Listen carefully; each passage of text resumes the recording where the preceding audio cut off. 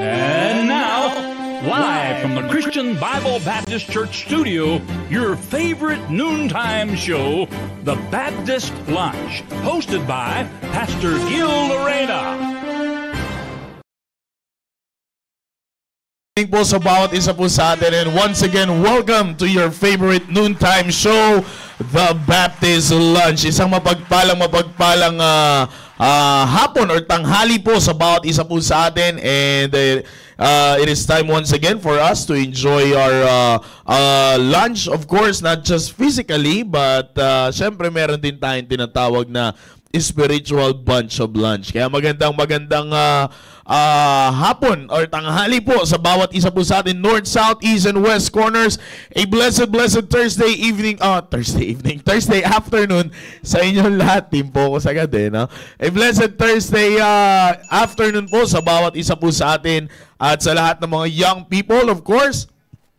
Team Focus and Team Preparation ay oras na para muli muna kayong mag-tune in dito sa ating pong programang The Baptist Lunch. And ako po ay naniniwala that God has something for us ngayong pong hapon po na ito. Hindi na tayo magtatagal. Tawagin natin ating host. Wala pala, ako lang mag-isa. Okay. Alright, iniwan tayo. Anyways, sa lahat po ng mga nandiyan dyan, just share the link and tag the names of your friends and relatives, of course, para makasama rin po natin sila, no? Dito po, and especially sa inyong mga nasa school at yung mga kaklase ninyo, i-share nyo yung link or kung katabi nyo man sila na nandiyan dyan sa tawag na to, sa break time ninyo, kayo magkakasama kayo mag-lunch, magkakasama kayo mag-cutting classes, lahat na, sige, gawin ninyo. Okay, ang mahalaga manood ng Baptist Lunch.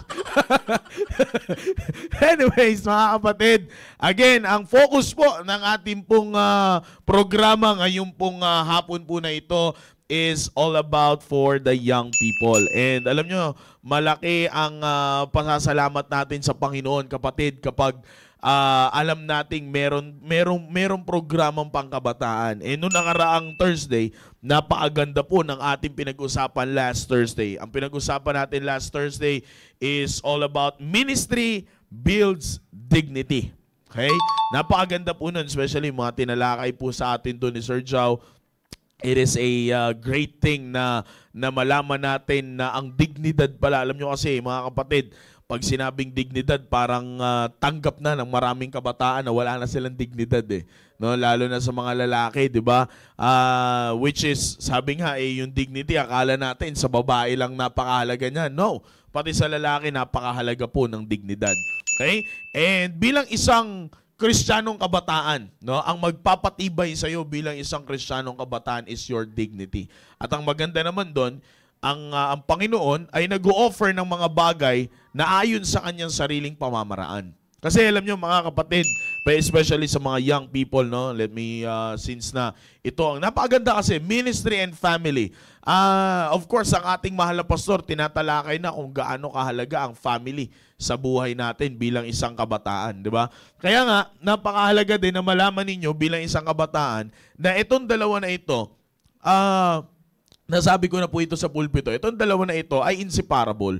Hindi mo pwede itong paghiwalayin. In order for you, okay, para mas makita mo ang effectiveness ng family sa buhay mo bilang isang kabataan, you've got to focus din sa salitang ministry.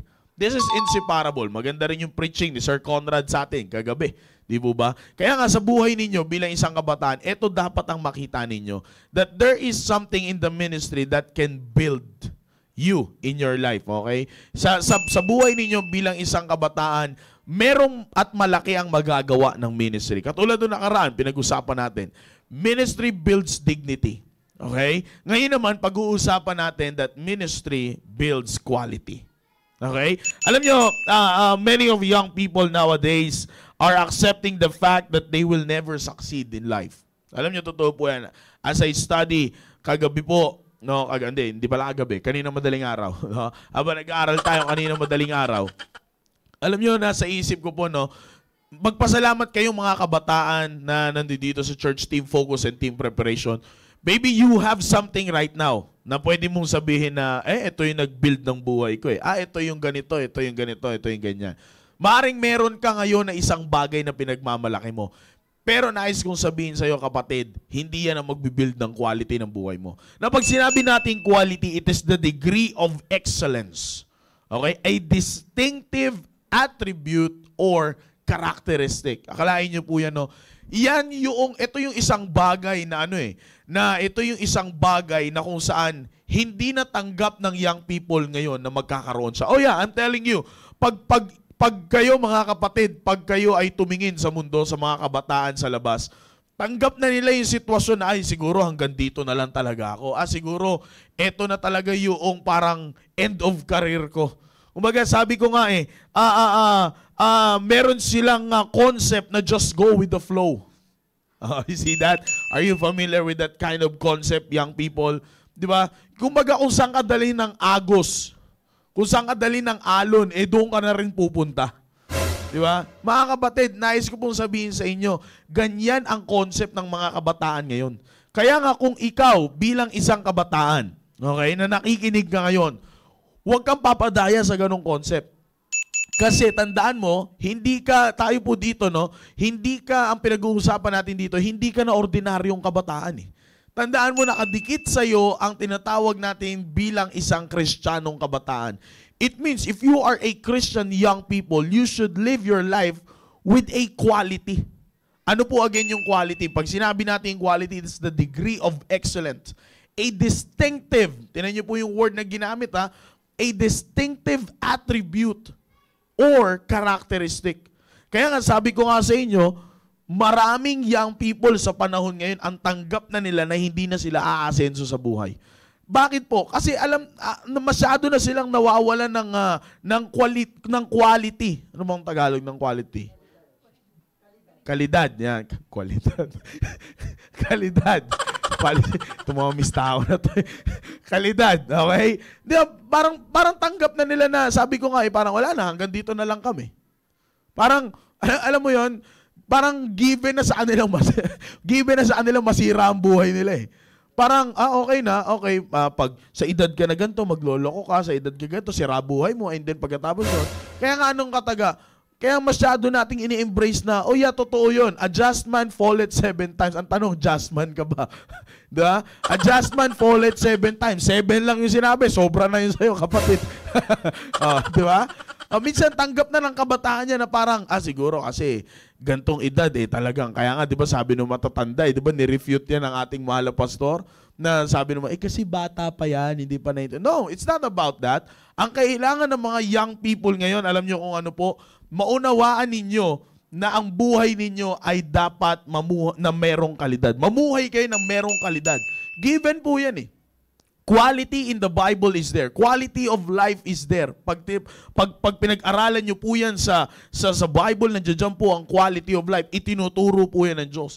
Kaya nga sabi ko nga po sa inyo, huwag kayong masanay doon sa concept, young people, listen carefully. Huwag kayong masanay doon sa concept that you will just go with the flow. Again, going with the flow is a concept of this world. And if you are looking for a quality of life is not found in this world, but rather it is found in the things that you do for God. Yan ang tatandaan nyo. Bilang isang kabataan, okay, ang quality ng buhay, hindi yan makikita dito sa ibabaw ng mundo na ito. Kahit ano pa, sabi ko nga maaring ngayon meron kang mga pangrebat sa sinasabi ko. May mga balik ka sa sinasabi ko. Pero nais kong sabihin sa iyo, ikaw bilang isang kabataan, tandaan mo, kung ano man yan ang pinagmamalaki mo, sabi ng Bible, lahat yan temporary. Diba? Sabi nga ng ating mahal na pastor, lahat ng pinagmamalaki ng mundo na ito nababalot sa isang salita, temporal. Ibig sabihin, hindi pang long term, laging pang short term. Kaya nga sabi ko nga sa inyo, kung quality lang din naman ng buhay ang hinahanap mo, kapatid, hindi mo makikita yan dito sa ibabaw ng mundo na ito. But rather, it is found on the things, sa mga bagay na ginagawa mo para sa Diyos. Yun, pag sinabi mong quality, namumuhay ka ng quality, okay, meron kang kalidad sa buhay mo, matatagpuan yan, ano ba ang mga bagay ang ginagawa mo para sa Diyos? Ganun lang kasimple yan, mga kabataan na nakikinig po ngayon. Team focus, kaya nga nandiyan na yung salitang focus sa inyo.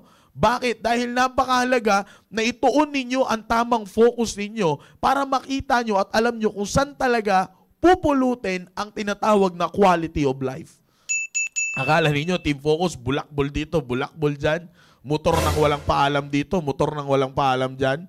Oh, di ba? Akala nyo, ganun-ganun lang ang buhay. No, it's not about that, team focus. Mga teenagers, hindi ganun.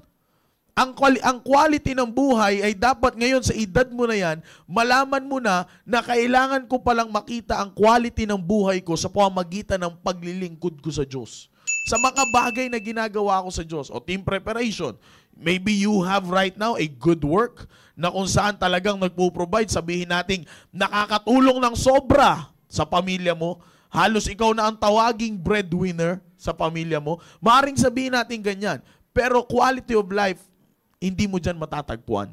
Still, anuman ang kinikita mo, anuman ang pinagmamalaki mong trabaho, soon it will come to an end. At pagtapos ng buhay mo na yan, pag nakita mo na yan, dyan mo na ngayon marirealize, oo nga no, kumita nga ako ng ganito kalaking pera, kumita nga ako ng ganito, meron nga akong ganito, ganyan.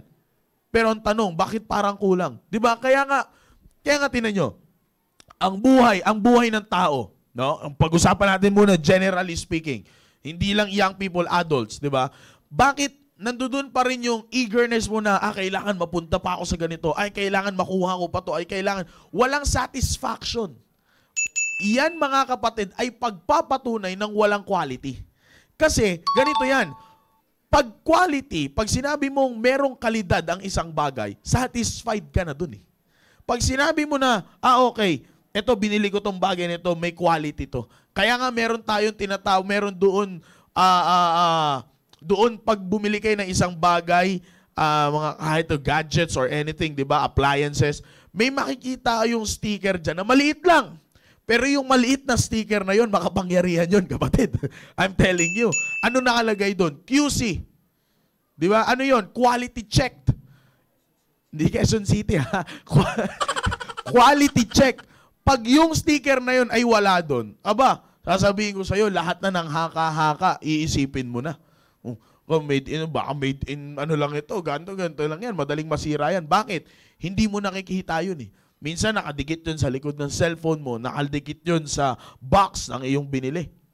O minsan ngayon, nakatatak na yun. Di ba? Maliit lang yun, pero makapangyarihan yun. Bakit ko po sinasabi sa inyo yun? Bakit ko po binigyan ng illustrations? Kasi everything sa ating pong buhay, ang hinahanap natin is the quality. Pero ang pagkakamali ng maraming young people ngayon, hinahanap nila ang kalidad ng buhay sa pamamagitan ng mundo na ito. You will never found the quality of life in this world. Kaya nga sabi ko nga po sa inyo, makikita nyo lang ang quality ng buhay, ang kalidad ng buhay sa pamamagitan ng mga bagay na ginagawa nyo para sa Panginoon. Young people, reality check tayo. Ano na ang mga bagay sa ibabaw ng mundo na ito? Okay? Ano na ang mga bagay ngayon sa buhay mo? Rather, ano na ngayon ang mga bagay sa buhay mo? Ang sa tingin mong nakikita mo ang quality of life sa pamamagitan ng ginagawa mo para sa Panginoon? Or is it boring sa'yo? Okay? Ang mga bagay na ginagawa mo para sa Panginoon. Di ba? Yan ang pinakamagandang i-check mo dyan. Kasi, mga kapatid, ito po yan eh. Pag wala kang quality sa buhay mo, okay? Pag wala ang quality sa buhay mo, kapatid, ang bilis kang makuha ng dyablo. Emotion lang, kapatid, ang kailangan. Pag ikaw ay nadikit na sa tao emotionally, wala na. Wala na ang quality ng buhay mo. Diba? Ganun lang po yan. Pag ikaw ay inatake ng emotion na, wala na. Kaya nga pinipreach po sa atin ng ating mahal na pastor na kailangan mamuhay ka under the principles of the Word of God. Napakahalaga pong malaman yun. Bakit? Kasi nandoon yung quality ng buhay. Kaya nga sabi ko sa inyo, young people, huwag kayong papadala sa concept ng mundo na ito na hanggang dyan na lang kayo. At kung saan kayong dalhin ng panahon, nandoon kayo. Sipin nyo, nakakapagod dyan ha. Sa taong 2023, dito ka dinala. Ngayong 2024, dito ka naman dadalhin. 2025, saan ka na kaya? Diba? Napakahirap mga kapatid ang ganong klaseng sitwasyon. Kaya nga, merong pamamaraan ng Diyos. At ang pamamaraan ng Diyos is i-encourage kayo sa kanyang gawain. Binigyan kayo ng isang pagkakataon sa buhay ninyo na kung saan dito nyo makikita na, ay okay, meron palang halaga ang buhay. Kasi mga kapatid, mahalaga ang buhay natin sa Diyos. Kung hindi mahalaga, young people, makinig kayo ng maigi, kung hindi mahalaga ang buhay nyo sa Diyos, sana hindi na nagtayo ang Diyos ng iglesia. Sana hindi na kayo binigyan ng pastor na galing sa kanyang puso. Di ba? Sana, higit sa lahat kapatid, sana pinabayaan na tayo ng Panginoon na magbayad ng ating kasalanan. Siyempre, wala naman palang kwenta eh. Hindi. Ibinigay niya ang kanyang only begotten Son para sa atin. Kalahin niyo yun. Di ba? At yung Panginoon, He left the splendor, yung kagandahan ng langit para lang pagbayaran ang kasalanan mo at kasalanan ko. Ganyang kahalaga, young people, ang buhay natin sa Diyos. Kaya nga, tinuturo at pinag-aaralan natin ngayon that there is a quality. At isa sa mga makakapag-build ng quality na yan is the ministry. Kaya nga sabi ko nga po sa inyo yung pagkakaroon ng quality sa buhay mo is very important. Sabi nga, di ba, familiar ito sa inyo, that naririnig nyo na it is always about quality over quantity. Yan. Ito yan, young people. Minsan nagpo-focus na kayo sa quantity. Ano po yung pag sinabi nating quantity, it talks about numbers. Di ba? It talks about numbers. So, paano ko sinabi it talks about numbers? Masyado kayong kinakabahan kapag isa lang ang naaabot ninyo sa buhay ninyo. Diba? Kaya nga hinahabol, kailangan maging ganito ako. There's nothing wrong with that. But ang tanong, marami kang naabot. Nandiyan ba ang quality? Nakita mo ba yung kalidad ng buhay mo? Di ba? Nandiyan yung nandiyan yung, okay, meron kang degree sa ganito, meron kang 3rd degree burn, 2nd degree burn. Di ba? Sa sunog pala, hindi pala degree sa eskwelahan yun. Ewan ko, Sir Ponching, anong degree ng burn nito? 7. Di ba? Kaya nga, tinan nyo, ang buhay kasi ng kabataan ngayon, ito, if you will be honest to yourself, young people, sa lahat na nakikinig ng young people sa akin ngayon, if you will be honest to yourself, masyado ka namumuhay in quantity. Gusto mo ng ganito, gusto mo ng ganyan. Di ba? Lahat kinukuha mo eh. Ang ano kasi ngayon, sa buhay ng kabataan ngayon, kapag marami kang nakuha, ayos ka. Kapag marami kang kinikita, team preparation, okay ka. Sa young people, sa teenagers, kapag marami kang ano man ng pinagmamalaki ng mundo nito, okay ka. It's all about quantity. Pero tinan mo, kakahabol mo sa quantity, sa number, sa bilang, isa lang ang nasira. Ano yun? Buhay mo. Diba? Ang dami mong nakuha, pero isa lang ang sinira. Buhay mo. See that? That's how you should realize. Yan dapat yung ma-realize mo bilang isang kabataan. It's about the quality in life. It's not about the quantity in life. Forget the numbers. Kung wala rin namang quality yan, bakit ka magdi-dwell in dyan? Kaya nga, di ba, dito po sa ating pong pinag-uusapan ngayon, to have a quality in life, okay, you must first understand that you need to live your life in the light of God's work. God's word is given. But living under God's work is another thing. Given ang salita ng Diyos na makakapagpabago ng buhay natin. Pero maraming nagbabasa ng salita ng Diyos ng kabataan, ang hirap din ipasamuhay ang salita ng Diyos. Kaya nga, living under God's work will help you have the quality in life. And ano po yung trabaho ng Diyos na ibinigay niya po sa atin? That is the ministry. Kaya nga dito, di ba? Dito po sa atin, may babasahin po akong talata po sa inyo. In Romans chapter number 12 in verse number 1, sabi po ng Bible, I beseech you therefore, brethren, by the mercies of God, that ye present your bodies as a living sacrifice, holy, acceptable unto God, which is your reasonable service.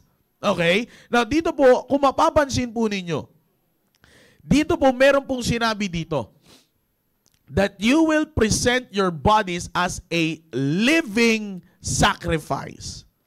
Alam nyo kapatid, yung mamuhay ka, hindi na dito yung tinutukoy na sacrifice sa altar. Delikado yun kapatid. Hindi tayo gumagawa nun.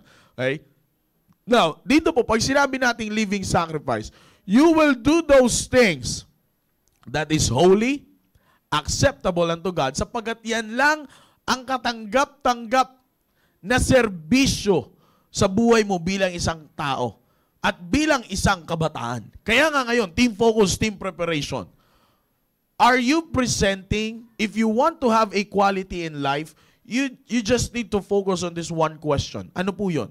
Are you presenting yourself as a living sacrifice? Or masyadong marami ka nang ginagawa na nakatutok sa quantity at hindi sa quality. Di ba? Kaya nga sabi dyan ng Bible, present your bodies as a living sacrifice. Now, pag sinabi po natin, what does a living sacrifice in a practical sense? Okay? Pag sinabi po nating living sacrifice, ano po ba yan in a practical sense? Now, dito po, tingnan niyo po, the following verse, Romans chapter number 12, verse number 2, helps us understand. Okay? We are a living sacrifice for God by not being conformed to this world. Okay? That's how you being a living sacrifice. Yan po pag sinabi nating living sacrifice in a practical sense, ikaw ay namumuhay para sa Diyos nang hindi nagko-conform sa mundo na ito. Yan ang living sacrifice, young people. Okay? Oops, lilinawin ko lang. Sabi ng verse number 2, and be not conformed to this world. Okay, let's pause for a while. Nabanggit na namin ito sa Staying Alive, pero babanggitin ko ulit sa inyo. Pag sinabi mong conform, not necessarily na sumama ka. Baka kasi sasabihin natin, hindi kasi sumama, hindi naman ako sumama. Ops, yung conform dyan is hindi lang yung basta pagsama, kundi yung conforming dyan is in the term of pagsang-ayon. Yung approve ang ginagawa mo, to give approval. Okay? Kaya nga 'di ba sa book of Proverbs, may sinasabi doon that my son, if sinners entice thee, consent thou not. Do not give an approval. That's how you make yourself a living sacrifice for God. Yan yung sinasabi po natin mga kapatid, na kailangan mong i-present ang sarili mo sa Diyos as a living sacrifice. Bakit po? Dahil yan lang ang reasonable service. Now, pag sinabi nating reasonable service, kaaya-aya. Ano ba yung kaaya-aya? Yung may quality.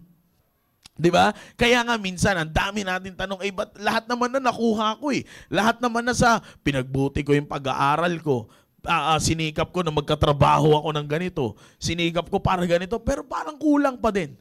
It's because quantity ang napunta sa'yo, hindi quality. Diba? Kaya nga sabi ko nga po sa inyo mga kapatid, you need to realize kung ano ngayon ang sitwasyon mo bilang isang kabataan. Are you living your life with a quality or with a quantity?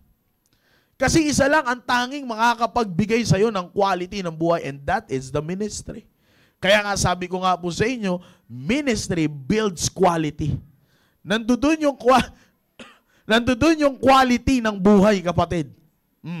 Okay? Nandoon yung quality ng buhay. Kaya nga kung titingnan po ninyo, mga kapatid, ang sabi po dito ng Bible, pag sinabi natin present natin ang ating sarili, yan yung ikaw yung sabi maglilingkod ka sa Panginoon.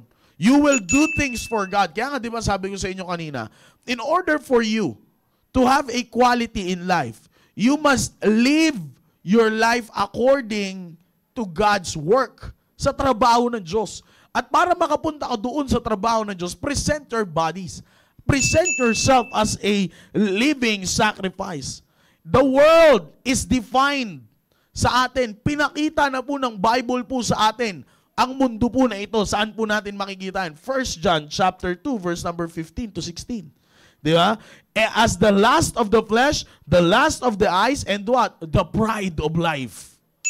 Yan po yung sinasabi ko sa inyong quantity, kapatid. Akala natin, ito lang young people ang gusto natin makuha, pero ang nakukuha pala natin, itong tatlo na ito. Di ba? Kaya nga nawawala yung quality ng buhay. Napupunta ka sa quantity, banatang ka ba naman ng pride of life eh. Tingnan natin pag hindi ka talaga mapunta sa quantity na yan. Di ba? Kaya nga all the world that has to offer, makikita po natin sa tatlong bagay po na ito. Tingnan niyo po. The lust of the flesh. What is the lust of the flesh? The lust of the flesh includes everything that appeals to our appetites and that satisfies physical needs. That is the lust of the flesh. See? Lust of the eyes mostly involves what? Materialism. Coveting whatever we see that we don't have and envying those who have what we want. That is the lust of the eyes. The pride of life. The pride of life is defined by any ambition, okay, for that which what? Puffs us up and puts us on the throne of our own lives.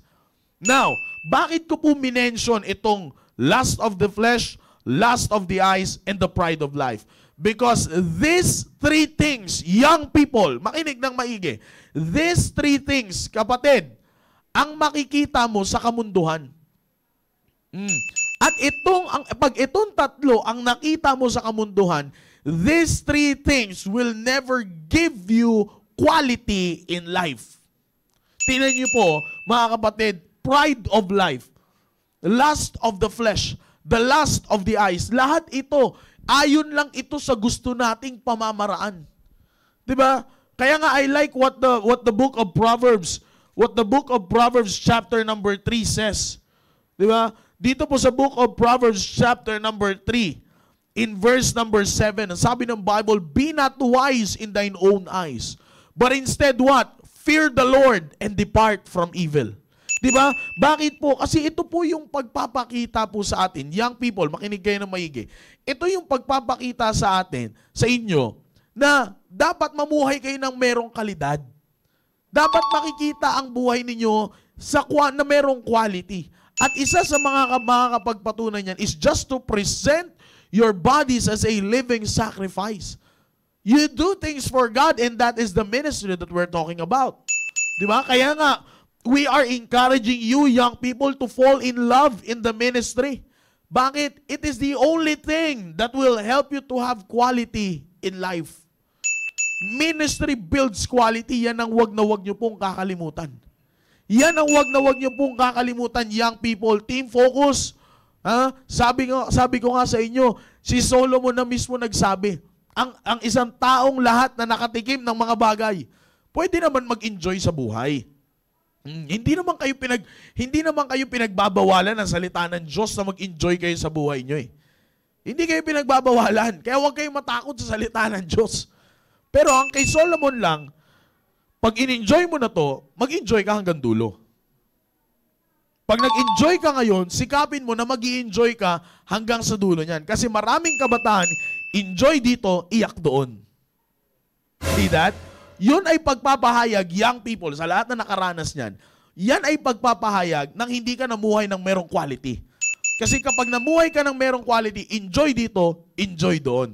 Enjoy dito, enjoy sa gitna, enjoy ka hanggang dulo. Pero ang walang quality, okay, nakuha mo yung gusto mo. Siyempre, masaya ka. Tama?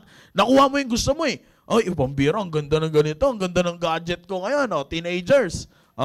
Ang tanong, bakit sa dulo umiiyak ka? Kasi ano nagawa ng gadget sa'yo? Sira ang buhay mo. Okay, team preparation. Ay, wala ka nang pakialam sa simbahan. Wala ka nang pakialam sa mga bagay ng tinuturo para ikaw talaga ay makapag-prepare ng maayos para sa iyong pag-aasawa. Saan mo itinuon? Maniwala ka sa prinsipyo ng salita. Basta meron kang pang-provide ng food, shelter, clothing. Tingnan mo, nakuha mo nga yun. Abay, pambira talagang, physically speaking, kung titingnan ka, basic needs ng tao, goods ka na. Pero bakit nung mag-asawa na kayo, biglang nagsulputan ng mga problema? Hanggang sa nandoon na kayo sa merge ng paghihiwalay. Bakit nangyari po yun, kapatid? It's because you just live your life without equality. Yan ang iniiwasan natin. Yan ang iniiwasan sa inyo na mangyari, young people. Team focus, team preparation. Kaya nga dapat sa tuwing makikinig kayo ng ganitong programa, kalimutan nyo muna ang lahat. Kalimutan nyo na meron kayong ganito. Empty yourselves before God. And let the principles of the Word of God sink in sa buhay ninyo. Bakit? Yan ang maglalabas ng quality ng buhay niyo. Pag pinapasok ninyo ang salita ng Diyos, maitutulak kayo ng salita ng Diyos sa ministry ng Diyos. At yan ang magpapaputok sa inyo ng quality ng buhay. Kaya nga ini-encourage namin kayo that you need to live your life with a quality.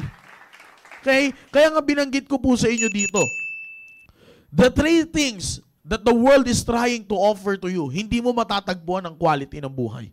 Lust of the flesh. Ulitin ko po. What is the lust of the flesh? It includes everything that appeals our appetite and that satisfies physical needs. Yun lang. Yung gusto mo lang mangyari, okay. Kaya ang tanong dyan o sige, yan ang gusto mo mangyari. Ano ngayon pagkatapos? Sige, nakuha mo yung gusto mo mangyari. What's next? Anong sagot ulit ng young people? Bahala na. Kung saan tayo dalhin nito, yan yung sinasabi ko pong concept sa inyo that you are just going with the flow. Lust of the eyes mostly involves what? Materialism. Ang pumapatay sa mga kabataan ngayon is materialism. Kaya nga natitempt ang maraming kabataan ngayon na ganito ang mangyari. Ngayon, pag nakuha mo yan ulit, that is the lust of the eyes. Ano yan? Coveting. Lust of the materialism. Coveting whatever we see that we don't have. Kalain niyo po yan? Yan yung sinasabi ko po sa inyo kanina na wala kang satisfaction. Kasi ang gusto mong makita, ito, mukhang maganda to. Okay, gusto ko to, kukunin ko to. Diba? And envying those who have what we want. Bakit si ganito naman? Pwede naman siyang mamuhay ng ganito, pero ganito pa din. Oops, ibang usapan yun, kapatid. Maaring iba ang pagkaintindi mo sa kanyang ginagawa. And then the last is the pride of life. What is the pride of life? It is defined by, alam niyo mga, ito talaga yung nag-catch ng attention ko dito It is defined by any ambition for that which puffs us up. Okay? Ito yung nagpapaangat sa atin, the pride of life. And puts us on the throne of our own lives. Put us on the throne of our own lives. Ang tanong, yung buhay mo ba sa'yo? That is God's. Sa Diyos ang buhay natin. Kaya nga, pag meron ka nitong pride of life, ikaw yung papaupuin niya sa trono. At sasabihin niya sa'yo na, okay, kaya mong gawin ang lahat. Tanong nyo kay Sir Jai, diba? Sa trono.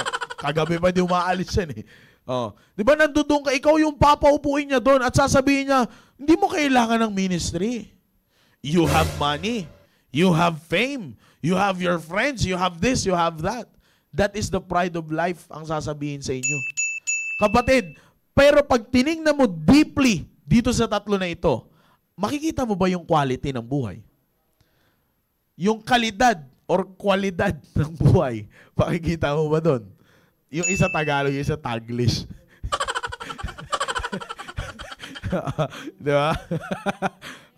Nakikita mo ba yung kalidad ng buhay doon? Nandoon ba yung quality or yung tatlo na yon is just for quantity? Tingnan nyo. Lust of the flesh, may makukuha ka. Quantity yon. Dagdagan mo pa, plus mo pa, di ba sa Lazada yung order pag dinadagdagan. Dagdagan mo pa. Plus one, lust of the eyes. Another quantity na naman yan. Quantity, lalo na sa lust of the eyes. Ay, pambira, kalain mo, pag nakita mo pa lang, talagang masasabi mong pag lumingon ka, sasapakin kita. Biro lang. Diba? Talagang parang lahat ng gusto mo makita, makukuha mo Nandiyan dyan na yung inggit. Nandiyan dyan na yung lahat ng gusto mo makuha. And then, pagdating yan, ang result niyan, you will have now the pride of life. Na ang pakiramdam mo ngayon, ikaw na ang nagko-control sa lahat. But later on, you will realize, ay, sa dulo ng buhay mo, pambira, bakit sira pa rin? Team preparation, tinan nyo po. Familiar ba? Lahat na ginawa mo, pinrepare mo ng lahat. Pero bakit ngayon, nandiyan ka pa rin sa sitwasyon na yan? Di ba? I'm talking about that your goal is to have a married life someday. Bakit? Kasi alam ng Diyos kung ikaw ay namumuhay quality or quantity. Kasi isa lang Isa lang ang makakapag-build sa mundo na ito, sa ibabaw ng lupa na ito. Isang bagay lang ang tutulong sa'yo sa ibabaw ng mundo na ito para magkaroon ka ng quality in life. And that is the ministry. Ministry builds quality. Again, sabi ko nga po sa inyo, maraming bagay na kayo. Alam niyo yan, team focus, team preparation, alam niyo yan. May mga bagay sa inyo ngayon. If you will be honest to yourself, yan pa ang isang bagay na naglayo sa'yo sa simbahan. Diba? Dati may ministry ka. Dati nga, cameraman ka eh. Diba? Dati may ministry ka. Dati ganito ka. Dati ganyan ka dito sa church. Pero, nung sinubukan mo lumayo sa ministry, sa gawain ng Panginoon, anong meron ka ngayon? Alam nyo kapatid, kung magiging honest lang po kayo sa sarili nyo, young people, marirealize nyo po itong sinasabi ko po sa inyo ngayon. Hindi nyo po ako kalaban. Magkakampi po tayo dito. Kaya nga itinuturo natin ang katotohanan kasi yan ang dapat na malaman po natin. Lahat naman po tayo dito is not an excuse. We are not here, I am not here, kung hindi ko rin po ito narinig at natutunan mula sa ating pastor. Kung ito po mga bagay po na ito, wala po excuse dito kung full-time ka man sa church or full-time ka sa Diyos. Diba? Yan yung dalawang bagay na binintawan sa ating mahal na pastor. Dito ka man sa loob or doon ka man sa labas. But it's not about that. The issue is not about kung sino ka. The issue is, ano bang sinasabi ng salita ng Diyos? Kapatid, lahat tayo pwedeng may marating sa buhay. Young people, lalo na sa inyo. Huwag ninyong tanggapin na ang buhay ninyo ay sira agad. Yan ang pagkakamali ninyo eh. Di ba? May purpose kung bakit kayo dinala ng Panginoon sa simbahan. And that is for you to learn that you should live your life with a quality. And the one thing that will help you build your life with a quality is the ministry. That's why ministry builds or brings quality in your life. Yan ang tatandaan ninyo. Team focus, team preparation, ilagay nyo po sa isip ninyo na may purpose ang Diyos sa buhay nyo kaya kailangan nyo mamuhay ng may kalidad. Mamuhay kayo ng merong quality at mangyayari yan if you soak yourself in the ministry. Okay? Ilagay mo ang sarili mo. You put yourself in the ministry of God and then the ministry will bring quality in your life. Okay? So I hope, no, para po sa lahat ng mga kapatiran po nating sumubaybay ngayong pong hapon po na ito ay meron po kayong natutunan. Alam niyo mga kapatid, magpasalamat po tayo sa Panginoon na binigyan tayo ng isang pastor na kung saan ay meron puso para sa inyo mga kabataan. Kaya don't miss it kasi dito magkakasama tayo. Mamayang gabi, staying alive, team focus, and then sa Friday night is the preparation. Okay, so better not miss any program ng simbahan po natin sapagkat yan po ay makakatulong po sa inyo. Alright? So again, maraming salamat po sa lahat ng sumubaybay sa ating pong programa, North, South, East, and West Corners. Thank you very much. And sa lahat ng Team Focus leaders, ay shoutout sa inyo at sa mga groups dyan, shoutout sa inyo and of course sa Team Preparation host na kasama natin. Ito lang yung kaya kong pangalanan sa Team Focus kasi dami. Sa Team Focus host, no, sa kila Sir Tony, Ma'am Sai, Ate Ara, kay Ma'am Rona, Sir Roy, no, at sa lahat ng mga leaders ng Team Preparation, no, shoutout sa inyo at the members ng Team Preparation. Magpatuloy lang po kayo sa inyo pong pagiging active sa salita ng Diyos. Alright? And sa mga adults na nakikinig po, alam ko nakikinig kayo ng Baptist Lunch. May mga parents tayong kasama. Ano po ang magiging papel nyo dito? Kung kayo po ay may anak na nakakapakinig nito, pag uwi po ng bahay, try to follow this program up to them. Ha? Wag nyo po kagad, narinig nyo yun, narinig mo yan, ha? Kaya tuminutino ka na. No. You put it in a biblical way. No? Sa mga magulang, sa mga adults na narinig, maging ano po tayo, pag-uwi po ng anak po ninyo, sabihin nyo, anak, maganda yung talakay sa Baptist Lunch. Kung hindi mo man napanood, di mo man natapos, halika, tapusin natin ngayon. Diba? Yan po ang pinakamaganda.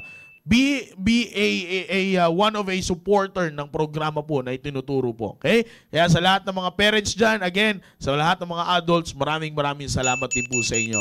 Alright, and hanggang dito po muna tayo sapagkat may mga activities po tayong gagawin at sa mga nasa area, be a part of your area programs. Meron kayong mga home Bible studies, online Bible studies. Kaya mga kapatid, maging part po kayo ng programa ng inyo pong area. Okay? So much for that mga kapatid. Maraming salamat po in behalf of Sir Jao and our pastor mga kapatid sa programang The Baptist Lunch. I am Brother John Mark, inyo pong lingkod. Ngayon pong tanghali po na ito. I'll see you mamaya ulit sa ating pong church program which is the Staying Alive.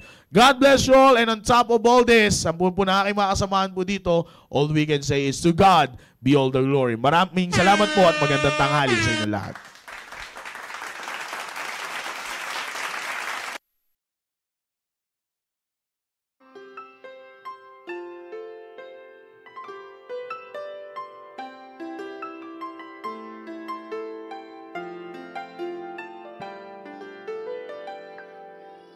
I want my life to be a light for those around me. I want my life to be that roadmap that says hope. I want my life to be a beacon on life's raging sea. I want the world to see Jesus when they look at me. When the world looks at me, do they see Jesus? When the world looks at me, what do they see? Do they see hope? Do they see love? Do they see charity? When the world looks at me, what will they see?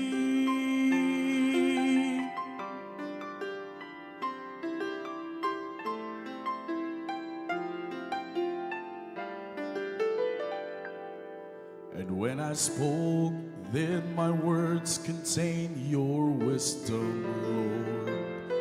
And when I prayed, did my prayers contain your love?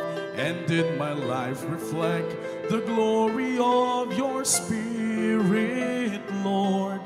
And did I show the ones around me they were loved? When the world looks at me, do they see Jesus? When the world looks at me, what do they see? Do they see hope? Do they see love? Do they see charity? And when the world looks at me, what will they see? When the world looks at you, do they see Jesus? When the world looks at you, what do they see? Do they see hope? Do they see love? Do they see charity? When the world looks at you, what do they see? Do they see hope? Do they see love? Do they see charity? And when the world looks at me,